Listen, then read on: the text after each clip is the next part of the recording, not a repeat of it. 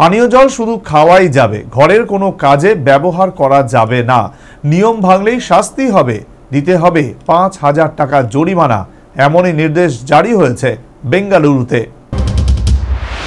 গত কয়েক বছরে বেঙ্গালুরুতে জল সংকট একটা বড় সমস্যা। গরম পড়তে না পড়তেই জলের হাহাকার। গত বছরে ভয়ানক পরিস্থিতি সৃষ্টি হয়েছিল। জলের অপচয় বন্ধ করতে নানা পদক্ষেপ গ্রহণ করে প্রশাসন, কিন্তু তারপরেও জলের অপচয় বন্ধ হয়নি বলে নানা সময়ে অভিযোগ উঠে আসে। তাই এবার আরও কড়া পদক্ষেপ গ্রহণ করল Bengaluru water supply and sewage board. BWSSBর স্পষ্ট নির্দেশ, পানীয় জল অপচয় করলে নাগরিকদের জরিমানা করা হবে। অনেকেই পানীয় জল গৃহস্থালির নানা কাজে ব্যবহার করে।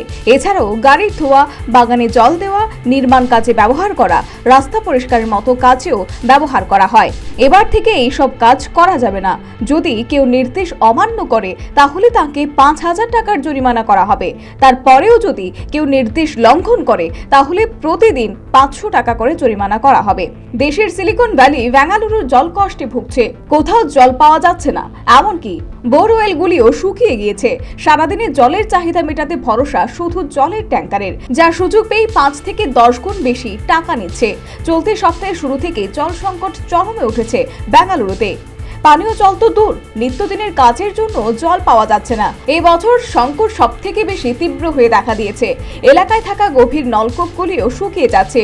বর্তমানে শহরের বাসিন্দাদের বলা হয়েছে থালা, বাটি, গ্লাস, চামচে না খেয়ে বাজার থেকে কেনা পরিবেশ বান্ধব অর্থাৎ সহজে নষ্ট হয়ে যাওয়া থাল চামচে খাওয়া শুরু করুন।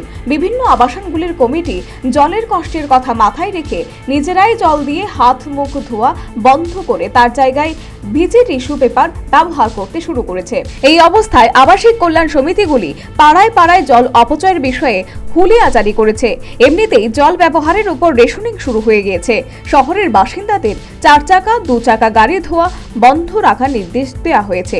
শহরের সমস্ত সুইমিং পুল আপাতত বন্ধ। Bureau report, news vanguard.